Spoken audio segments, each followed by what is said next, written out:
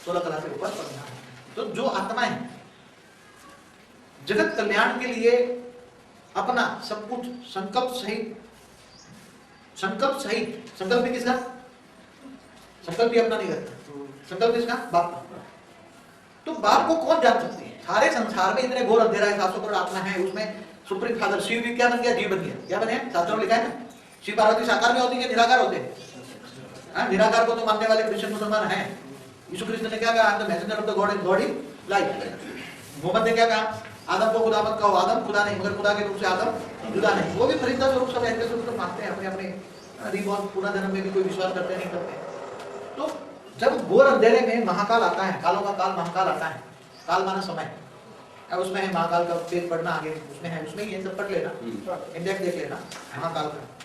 और सूक्ष्म और अति सूक्ष्म शरीरों का भी वर्णन है, अलग अलग शरीरों का वर्णन है, अलग अलग ब्रह्मांडों का वर्णन है, शंकरपुरी, शिवपुरी, महाशिवपुरी, विष्णुपुरी, महाविष्णुपुरी, सब पुरियों का भी वर्णन है।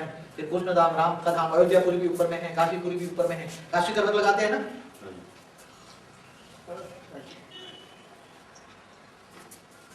तो काशी पर्वत जब लगाते हैं, तो काशी पर्वत लगाते हैं, तो उसको जब कुआं होता है तो कुएं में करवटें लगाते हैं, तो जब गिरती है आत्मा बहुत दुखी हो जाती है, तो उसमें गिरती है तो शरीर के टुकड़े आत्मा निकल जाती है, तो उसको ये अंदर में लक्ष्य होता है कि मैं काशीनाथ के पास चली जाऊँ। तो अंत मते सोगति, शरीर छोड़ते वक्त उसको काशीनाथ को याद रख के दूसरे श्लोक आते हैं, वो बुलाते हैं, वो बोलते बोलते वो शरीर छोड़ दे, उसको पता भी नहीं लगता, शरीर छोड़ देते, शरीर टुकड़े टुकड़े हो जाता है। ऊपर तो काशी धाम में ऊपर काशीपुरी भी ऊपर है, तो ऊपर काशीनाथ भी है, सब जो यहाँ स्थूल जितने देवस्थान है, जितने भी स्थूल देवस्थान में जो है, ऊपर में सूक्ष्म देवस्थान है, तो ऊपर चली जाती है, काशीनाथ के पास चली जाती है।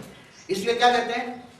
शरीर छोड़ते वक्त राम नाम बोलो, राम नाम सत्य है, राम नाम सत्य है। अगर तुम्हारा शरीर छोड़ते वक्त आत्मा मोह में भटकती है, देह और देह के संबंधियों में भटकती है, तो घर के आसपास भटकती रहती है, घर के आसपास भटकती रहती है, और फिर धीरे धीरे मोह माया कम हो जाती है, तो या तो रिबोन हो जाती है, या तो धीरे धीरे ऊपर के चैतन्य धर्म स्थानों में ऊपर जाके ये ऊपर भक्ति मार्ग में लीन हो जाती है। फिर ये अलग अलग लोग हैं, उसमें चली जाती है, फिर वहाँ रहती हैं। फिर जब उसको ऐसा लगता है कि अब नीचे जाना है, तो फिर आके जन्म धारण करती हैं कर्मानुसार।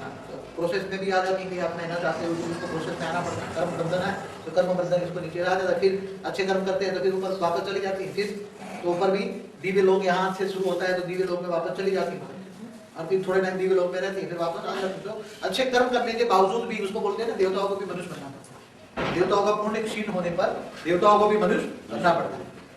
तो इसमें भी पहले 10-11 पेज में भी नर से नारायण बनने की विधि उसी में भी बताई हुई, उसमें विधि है, नारायण बनने की विधि है, उसमें सारा प्रलय कैसे होता है वो सब विधि है। अगर ये सब शास्त्रों का